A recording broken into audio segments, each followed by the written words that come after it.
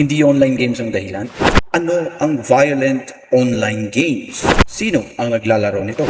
At ano talaga ang tunay na dahilan ng karahasan na ginagawa ng kabataan natin ngayon?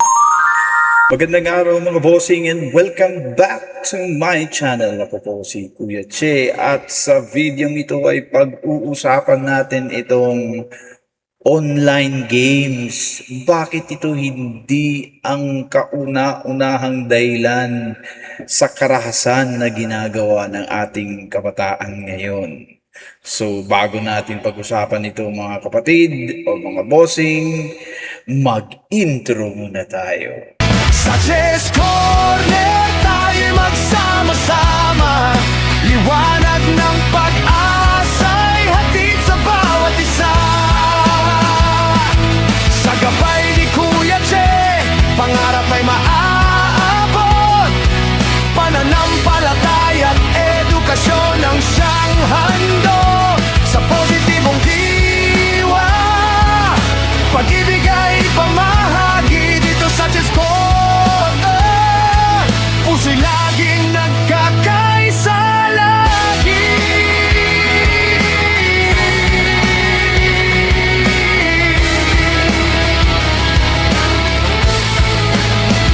Sa bawat kwento at turo. Ano ang violent online games, mga bossing? Ito ay isang laro gamit ang internet. At ang larong ito ay may halong barilan at patayan. Pwede itong laruin sa pamamagitan ng paggamit ng cellphone, personal computer, laptop, tablet, o iba pang mga gadget na pwedeng may connect sa internet. At alam nyo ba mga bossing, na ang datos natin noong 2025 ay merong 3.60 billion gamers worldwide. Ang dami po talaga naglalaro nitong mga online games na considered violent online games mga bossing po. At 83% po dyan ay mga lalaking gamers at 76% dyan ay mga babaeng gamers. Ibig sabihin, halos lahat mapalalaki, mapababae ay naglalaro ng violent online games. At kung edad naman ang basihan natin, nasa early 10 years old to 65 years old ang naglalaro nito. Ang bata pa, 10 years old. At karamihan in terms of age, ay 62.7% ay nasa 18 to 24 years old at 22.5% ay nasa bracket ng 25 to 34 years old. Ayan. So, ito po yung background ng anong meron sa ating violent online games. Ano-ano ang mga online games, mga bossing, na kinonsider na violent online games? Ito po sila. At kung kayo po ay gumagawa ng research na similar po sa aking topic ngayon, ay pwede nyo pong isali ito as part of your variables sa inyong research at alamin nyo kung ano ang pinaka-violenteng laro sa kanila.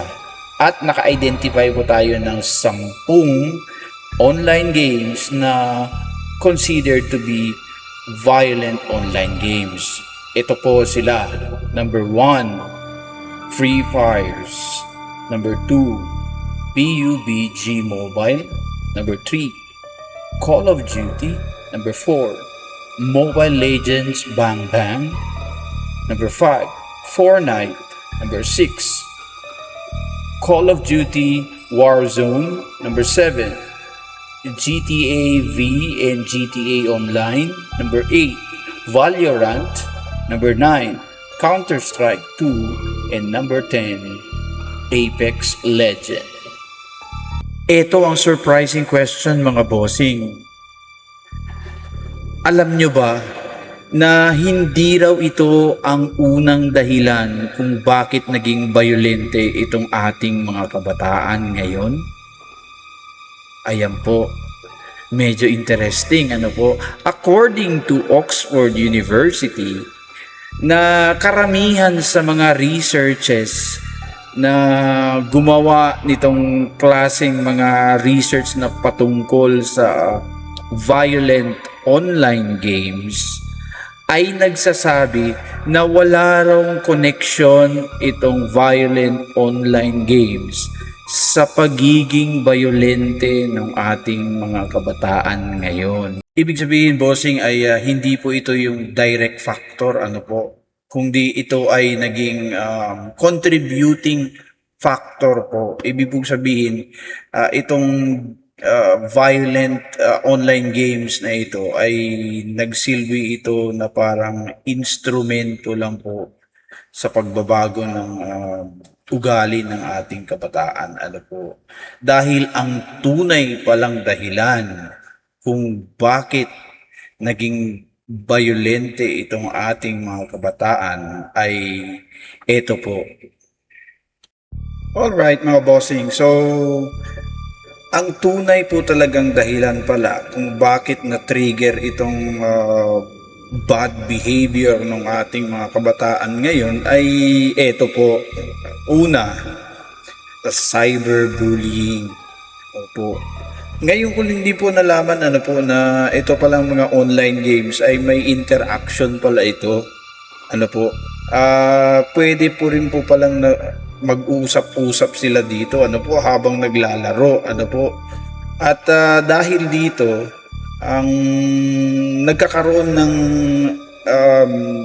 away dito yung mga palitan ng masasamang salita, mga murahan, yung mga nagbibigay ng masakit na salita habang naglalaro po ng online games. May ganito pala, ngayon ko lang po ito alam eh. Tapos, ang isa pa pong factor or pangalawang factor dito ay yung ugali ng bata, yung parang hindi niya kaya yung kanyang emotional, pag halimbawa may problema yung bata, hindi niya kaya, weak po siya sa kanyang tinatawag nating emotional regulation, Tapos, ang pangatlong factor naman ay itong psychological or behavioral.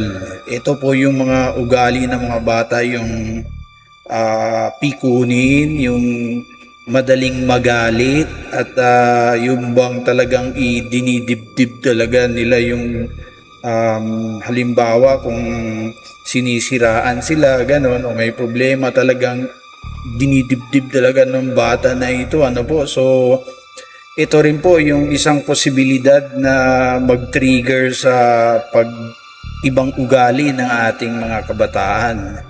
At ang sunod po, number 4 is family. Okay, one of the factors po, sa pag-trigger ng pagbabago ng ugali ng ating kabataan ay itong pamilya.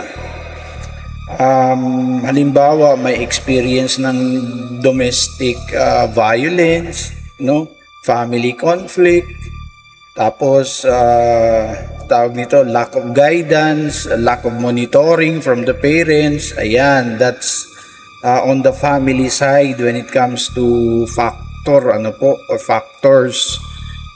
Number 5, peer, yung mga kasamahan, mga kaibigan na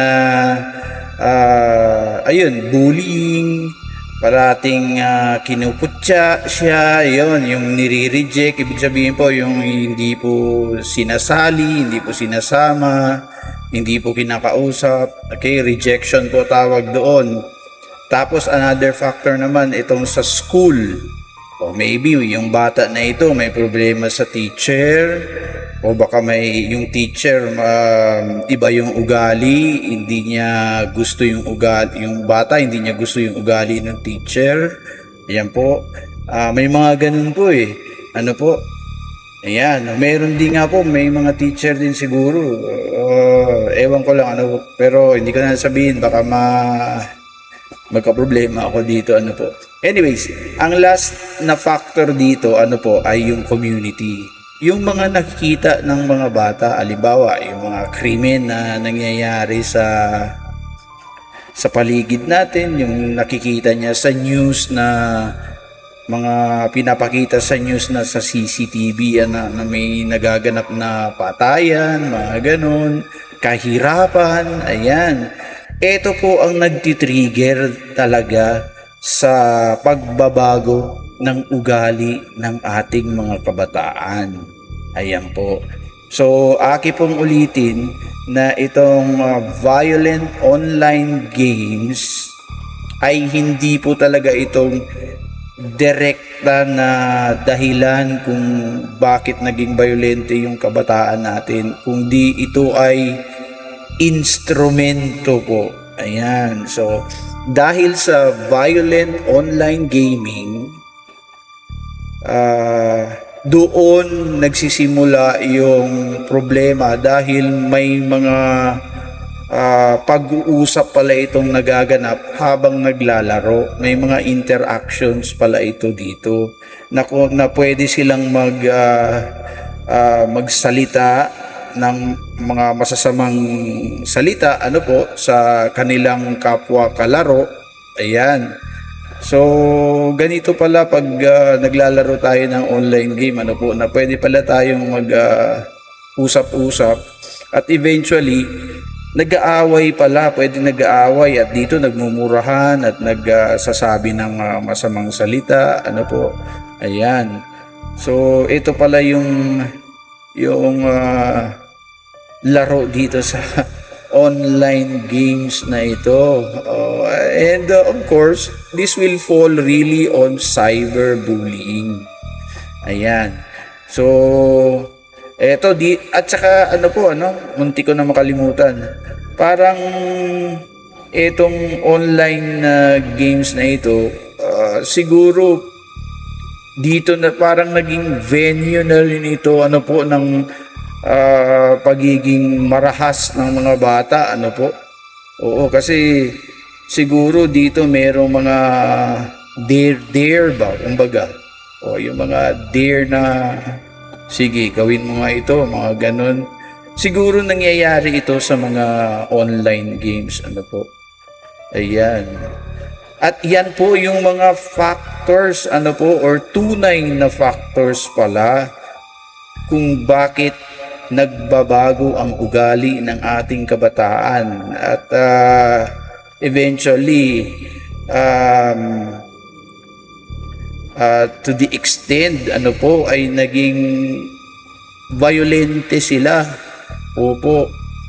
Siguro dahil na rin ito sa emotional stress na natatanggap nila dito sa mga factors na na-mention ko po kanina. At dyan po nagtatapos ang aking vlog, mga bossing. My name is Kuya Che and I am a former chief security, a licensed security personnel, a safety officer to a criminologist, a security servicing NC1 and NC2, and a college instructor, saying I am signing off. Every piece of evidence tells a story. Every fingerprint, every signature, every bullet, every photograph reveals the truth. But truth can only be discovered through science, expertise, and integrity. Introducing Private Ryan Forensic and Criminology Services, your trusted partner in forensic science, criminology, security, and professional education. Whether you are a lawyer seeking an independent forensic opinion, a police investigator strengthening your case, a court requiring scientific analysis, a company improving workplace security, or a criminology student preparing for Philippine licensure examination, we are here to serve you. We provide professional services including independent second opinion on forensic examinations like fingerprint examination, ballistics examination, question document examination, and forensic photography examination. We also specialize in security, safety, and protocol consultation and design, detective and investigation services, criminology research consultation, forensic innovation and invention, PRC criminology licensure examination review, criminology education consultation, and affordable quality forensic equipment and materials. For more information, you can email us at che.powerfrom.160278@gmail.com. Private Ryan Forensic and Criminology Services. Science, integrity, excellence, justice.